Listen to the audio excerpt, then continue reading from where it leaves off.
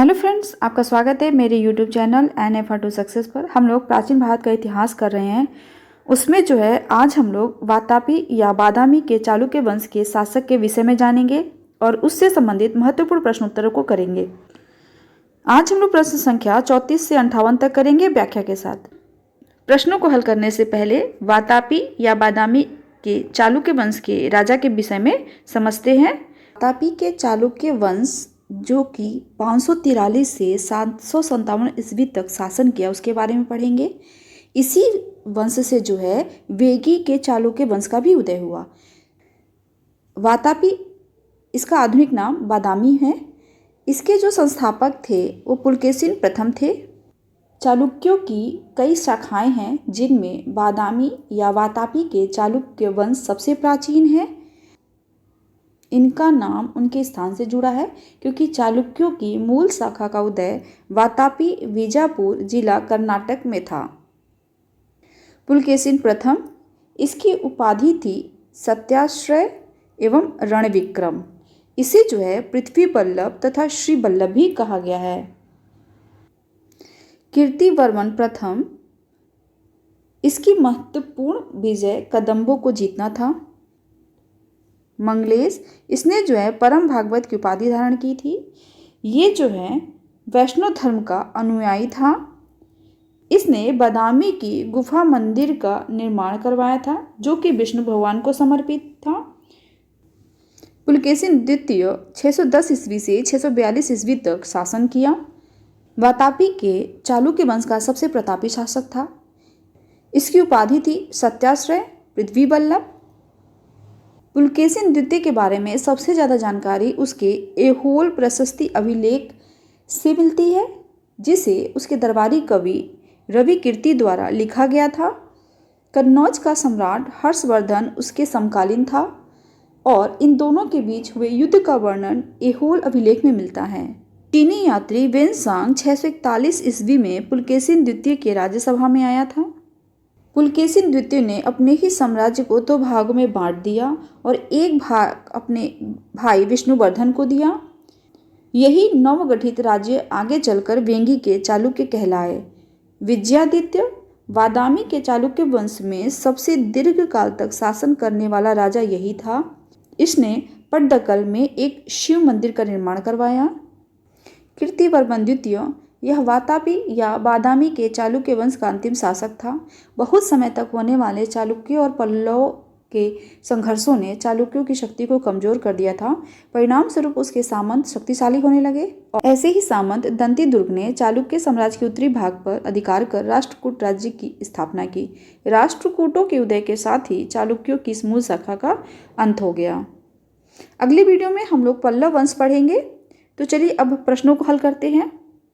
प्रश्न नंबर 34, चालुक्य वंश का सबसे महान शासक कौन था? Option number A Vikramaditya, option number B Mangalesh, option number C Pulakeshin द्वितीय, ऑप्शन नंबर डी पुलकेशिन प्रथम। इसका सही उत्तर होगा ऑप्शन नंबर सी पुलकेशिन द्वितीय। चालुक्य वंश का सबसे महान शासक पुलकेशिन द्वितीय था। इसकी व्याख्या देखते हैं। पुलकेशिन द्वितीय चालुक्य वंश के शासकों में सर्वाधिक योग्य तथा शक्तिशाली था। उसने 610 ईस्वी से 642 ईस्वी तक शासन किया। उसकी उपलब्धियों का विवरण हमें ऐहोल अभिलेख से प्राप्त होता है।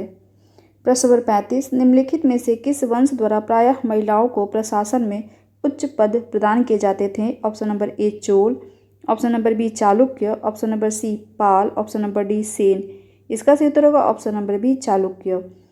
चालुक्य वंश द्वारा प्रायः महिलाओं को प्रशासन में उच्च पद प्रदान किए जाते थे। जिसकी व्याख्या देखते हैं। चालुक्यों के शासनकाल में प्रायः महिलाओं को उच्च पदों पर नियुक्त किया जाता था। विजयादित्य प्रथम के भाई चंद्रादित्य की रानी विजय भट्टारिका ने अपने नाम से 2 ताम्रपत्र लिखवाए थे। वह एक अच्छी कवित्री भी थी। विजयादित्य ने अपनी छोटी बहन कुमकुम देवी के कहने पर एक विद्वान ब्राह्मण को एक गांव दान में दिया था। कीर्तिवर्मन द्वितीय की महारानी महादेवी के उसके साथ रक्तपुर के स्कंधावार में उपस्थित रहने का उल्लेख मिलता है। इस वंश की विजय भट्टारिका ने कुशलतापूर्वक शासन संचालित किया था। प्रश्न नंबर 36, चालुक्यों की राजधानी कहाँ थी? Option number A Vatapi, option number B Shravasti, option number C Kanchi, option number D Kannauj. इसका सही उत्तर होगा ऑप्शन नंबर ए वातापी। चालुक्यों की राजधानी वातापी थी। व्याख्या देखते हैं। बीजापुर कर्नाटक जिले के वातापी नामक प्राचीन नगर का आधुनिक नाम बादामी है। 6वीं-7वीं शताब्दी में यह चालुक्यों की राजधानी थी। वातापी के चालुक्य राजवंश का वास्तविक संस्थापक पुलकेशिन प्रथम था। प्रश्न नंबर 37, कवि कालिदास के नाम का उल्लेख किसमें हुआ है? ऑप्शन नंबर ए इलाहाबाद स्तंभ लेख में, ऑप्शन नंबर बी एहोल के उत्कीर्ण लेख में, ऑप्शन नंबर सी अल्पादुदान लेख में, ऑप्शन नंबर डी हनुमकोंडा उत्कीर्ण लेख में। तो इसका सही उत्तर होगा ऑप्शन नंबर बी एहोल के उत्कीर्ण लेख में। कवि कालिदास के नाम का उल्लेख एहोल अभिलेख में हुआ है। जिसकी व्याख्या देखते हैं। एहोल प्रशस्ति बादामी के शासक पुलकेशिन द्वितीय के इतिहास को जानने का एक सशक्त माध्यम है।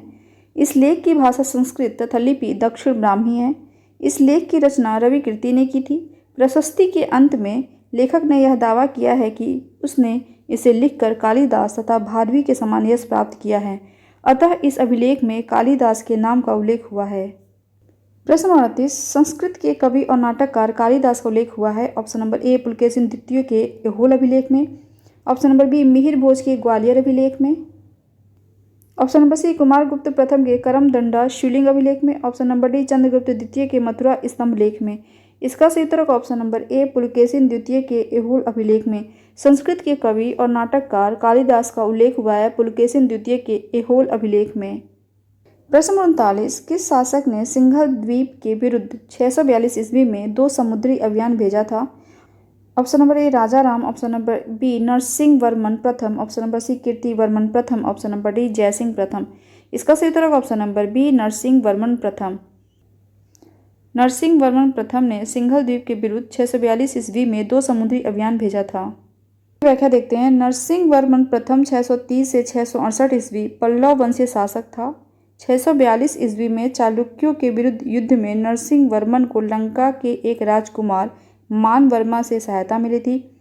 अतः उसने मानवर्मा को पुनः सिंघल की गद्दी दिलाने के लिए शक्तिशाली नौसेना को 2 बार उसकी सहायता हेतु सिंघल द्वीप भेजा। प्रश्न 40, प्राचीन संस्कृत ग्रंथों में प्राप्य यवन प्रिय शब्द घोतक था। ऑप्शन नंबर ए एक प्रकार के उत्कृष्ट भारतीय मलमल का, ऑप्शन नंबर बी हाथी दांत का, ऑप्शन नंबर सी नृत्य के लिए यवन राजसभा में भेजी जाने वाली नर्तकियों का, ऑप्शन नंबर डी काली मिर्च का। इसका सही उत्तर होगा ऑप्शन नंबर डी काली मिर्च का। प्राचीन संस्कृत ग्रंथों में प्राप्य यवन प्रिय शब्द घोतक था काली मिर्च का। चलिए व्याख्या देखते हैं। भारतीय काली मिर्च यूनानियों एवं रोमवासियों को बहुत प्रिय थी, इसलिए प्राचीन संस्कृत ग्रंथों में इसे यवन प्रिय कहा गया है। इसकी यूनान एवं रोम में बहुत अधिक मांग थी। प्रश्न नंबर 41, तुल्लकापियम ग्रंथ संबंधित है। ऑप्शन नंबर ए प्रशासन से, ऑप्शन नंबर बी विधि से, ऑप्शन नंबर सी व्याकरण और काव्य से, ऑप्शन नंबर डी उपर्युक्त सभी से। इसका सही उत्तर होगा ऑप्शन नंबर सी व्याकरण और काव्य से। तुल्लकापियम ग्रंथ संबंधित है व्याकरण और काव्य से। इसकी व्याख्या देखते हैं। तुल्लकापियम के प्रणयनकर्ता तुल्लकापिय ऋषि अगस्त्य के 12 योग्य शिष्यों में से एक थे। यह एक तमिल व्याकरण ग्रंथ है। इसकी रचना सूत्र शैली में की गई है। प्रश्न नंबर 42, संगम साहित्य में तुल्लकापियम एक ग्रंथ है। ऑप्शन नंबर ए तमिल कविता का, ऑप्शन नंबर बी तमिल व्याकरण का, ऑप्शन नंबर सी तमिल वास्तुशास्त्र का, ऑप्शन नंबर डी तमिल राजशास्त्र का। इसका सही उत्तर होगा ऑप्शन नंबर बी तमिल व्याकरण का। संगम साहित्य में तुल्लकापियम एक ग्रंथ है तमिल व्याकरण का। प्रश्न नंबर 43, शिल्पाधिकारम का लेखक था। Option number A Ilango, option number B Paranar, option number C Karikal, option number D Vishnu Swamin. इसका सही उत्तर होगा option number A Ilango. Silappadikaram का लेखक था इलंगो। जिसकी व्याख्या देखते हैं। शिल्पाधिकारम का लेखक इलंगो आडिगल था। यह संगम साहित्य का महत्वपूर्ण महाकाव्य है। इसका लेखक चोल नरेश कारिकाल का पौत्र था। प्रश्न नंबर 44, सूची 1 के पदों को सूची 2 के पदों के साथ सुमेलित कीजिए तथा सूचियों के नीचे दिए गए कूट से सही उत्तर चुनिए। सूची 1, सूची 2। ए तिरुकुरल, उसके सामने दिया है प्रेम कथा। बी तुल्लकापियम, उसके सामने दिया है दर्शन। सी शिल्पाधिकारम, उसके सामने दिया है बड़ी कथा। डी मणि मैकले, उसके सामने दिया है व्याकरण। चलिए मिलान करते हैं। तिरुकुरल को जो है दर्शन से मिला देते हैं तो ए का 2 हो जाएगा। तुल्लकापियम जो है ये एक व्याकरण ग्रंथ है और व्याकरण ग्रंथ दिया था 4 नंबर पे, ठीक है।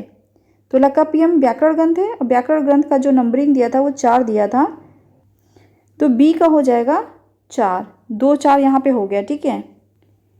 सी शिल्पाधिकारम जो दिया हुआ है ये एक प्रेम कथा है, इसका 1 नंबर दिया हुआ है। और मणिमेखले जो है ये एक बड़ी कथा है, तो इसका हो जाएगा 3। तो सी का 1 और डी का 3। तो उधर क्या हम लोग ने देखा था, ए का 2 था, बी का 4 था, सी का 1 है और डी का 3 है। तो 2 4 1 3 जिस ऑप्शन में होगा वही हमारा सही उत्तर होगा। तो चलिए ऑप्शन देख लेते हैं। ऑप्शन नंबर डी देखिए, 2 4 1 3, यही जो है हमारा सही उत्तर हो जाएगा ऑप्शन नंबर डी, 2 4 1 3। चलिए व्याख्या देख लेते हैं। सूची 1 और सूची 2 का सही सुमेलन है तिरुकुरल दर्शन, तोल्काप्पियम व्याकरण, शिल्पाधिकारम प्रेम कथा, मणिमेखले वणिक कथा। प्रश्न 45, शैव संतों के लेखन के संग्रह को 5वां वेद भी समझा जाता है, उपरोक्त संग्रह का क्या नाम है? Option number A Tolkappiyam, option number B Silappadikaram, option number C Manimekalai, option number D Tirumurai. इसका सही उत्तर होगा ऑप्शन नंबर डी तिरुमुराय। शैव संतों के लेखन के संग्रह तिरुमुराय को 5वां वेद भी समझा जाता है। इसकी व्याख्या देखते हैं। शैव संतों के लेखन के संग्रह तिरुमुराय को 5वां वेद भी समझा जाता है। तिरुमुराय तमिल भाषा में शिव की स्तुति में 6वीं से 11वीं शताब्दी तक तमिलनाडु के विभिन्न कवियों द्वारा गीतों या भजनों का 12 खंड का संकलन है। वेदों तथा शैव आगमों के साथ तिरुमुराय तमिलनाडु में शैव सिद्धांत दर्शन का आधार है। प्रश्न 46, ईसा की प्रारंभिक शताब्दियों में भारत तथा रोम के बीच घनिष्ठ व्यापारिक संबंधों की सूचना किस पुरास्थल की खुदाइयों से प्राप्त होती है? Option number A Madurai, option number B Tamralipti, option number C Tondi, option number D Arikamedu. इसका सही उत्तर होगा ऑप्शन नंबर डी अरिकामेडु। ईसा की प्रारंभिक शताब्दियों में भारत तथा रोम के बीच घनिष्ठ व्यापारिक संबंधों की सूचना अरिकामेडु की खुदाइयों से प्राप्त होती है। जिसकी व्याख्या देखते हैं। अरिकामेडु पूर्वी तट पर पुडुचेरी से 3 किलोमीटर दक्षिण में उष्णकटिबंधीय कोरोमंडल तट पर स्थित है। पेरिप्लस में से पोडुके कहा गया है। यहाँ ईसा की प्रारंभिक शताब्दियों में रोमन बस्ती की अवस्थिति मानी जाती है। यहाँ से प्राप्त अवशेषों में कई रोमन वस्तुएं प्राप्त हुई हैं, जिनमें शराब के 2 हत्थे युक्त कलश, रोमन लैंप, रोमन प्याला आदि प्रमुख हैं। यहाँ से न केवल भारतीय माल यथा मणियाँ, मोती, मलमल, सुगंधित पदार्थ, इत्र, मसाले और रेशम लादा जाता था, अपितु रोम वासियों की रुचि एवं नमूने के अनुसार भी माल निर्माण कर रोम भेजा जाता था। प्रश्न नंबर 47, पूर्वी भारत में प्रमुख भारतीय रोमन व्यापारिक स्थान था। Option number A Rajgir, option number B Arikamedu, option number C Bhagadpir, option number D Tamluk. इसका सही उत्तर होगा ऑप्शन नंबर बी अरिकामेडु। पूर्वी भारत में प्रमुख भारतीय रोमन व्यापारिक स्थान था अरिकामेडु। प्रश्न 48, निम्नलिखित में से कौन सा बंदरगाह पोडुके नाम से the Periplus of the Erythraean Sea के लेखक को ज्ञात था? Option number A Arikamedu, option number B Tamralipti, option number C Korkai, option number D Barbaricum. इसका सही उत्तर होगा option number A Arikamedu. Arikamedu बंदरगाह पोडुके नाम से the Periplus of the Erythraean Sea के लेखक को ज्ञात था। प्रश्न 49, रोमन बस्ती कहाँ से प्राप्त हुई है? Option number A Kalibangan, option number B Arikamedu, option number C Rangpur, option number D Satara. इसका सही उत्तर होगा option number B Arikamedu. Roman बस्ती अरिकामेडु से प्राप्त हुई है। प्रश्न 50, एम्फोरा जार होता है एक, ऑप्शन नंबर ए छिद्र युक्त जार, ऑप्शन नंबर बी लंबा एवं दोनों तरफ हत्थेदार जार, ऑप्शन नंबर सी चित्रित धूसर जार, ऑप्शन नंबर डी काला और लाल मिट्टी का जार। इसका सही उत्तर होगा ऑप्शन नंबर बी लंबा एवं दोनों तरफ हत्थेदार जार। एम्फोरा जार होता है एक लंबा एवं दोनों तरफ हत्थेदार जार। क्या देख लेते हैं। एम्फोरा जार एक लंबी एवं संकीर्ण गर्दन वाला और दोनों तरफ हत्थेदार जार है। प्राचीन काल में इसका प्रयोग तेल या शराब को रखने के लिए किया जाता था। अरिकामेडु के उत्खनन से रोम आयातित इस जार के अवशेष मिले हैं। प्रश्न नंबर 51, निम्नलिखित राजवंशों में किसका उल्लेख संगम साहित्य में नहीं हुआ है? Option number A Kadamba, option number B Chera, option number C Chola, option number D Pandya. Sangam साहित्य में केवल 3 राजवंशों का ही उल्लेख हुआ है, चोल, चेर, पांड्य। इसमें जो है सही उत्तर हो जाएगा ऑप्शन नंबर ए कदम, क्योंकि इन्होंने पूछा है कि किसका उल्लेख नहीं हुआ है, तो कदम वंश का उल्लेख नहीं हुआ है। इसकी व्याख्या देखते हैं। संगम साहित्य में केवल चोर, चेर एवं पांड्य राजाओं के उद्भव और विकास का विवरण प्राप्त होता है। इन राज्यों के विविध राजाओं के शासनकाल का स्पष्ट निर्धारण संभव न होने पर भी संगम साहित्य से कृष्णा नदी के दक्षिण में सुदूर प्रायद्वीप तक राजनीतिक गतिविधियों पर पर्याप्त प्रकाश पड़ता है। कदम्ब या अन्य किसी राजवंश का उल्लेख संगम साहित्य में नहीं है।